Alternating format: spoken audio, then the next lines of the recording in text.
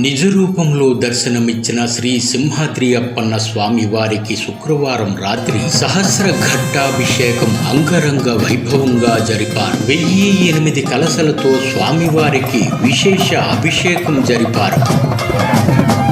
త్రిదండి చినచియ్యర స్వామి వారు ఈ వేడుకకు విచ్చేశారు. ప్రధానార్చకులు గొడవర్తి శ్రీనివాసాచార్యులు ఆధ్వర్యాన స్థానాచార్యులు డాక్టర్ టిపి రాజగోపాల్ పెద్ద సంఖ్యలో వైష్ణవ స్వాములు గంగధార నుంచి పవిత్ర గంగా జలాలను కలశలతో ఊరేగింపుగా స్వామివారి సన్నిధికి తీసుకువచ్చారు. నిజ రూపంలో దర్శనమిచ్చిన స్వామివారికి భక్తి శ్రద్ధలతో సహస్ర ఘట్టాభిషేకం నిర్వహించారు. అనంతరం స్వామివారికి 3 మణుగుల చందనాన్ని పూశారు. బాలభోగం, రాజభోగం స్వామివారికి సమర్పించారు. ఎగ్జిక్యూటివ్ ఆఫీసర్ శ్రీనివాసమూర్తి పర్యవేక్షించారు.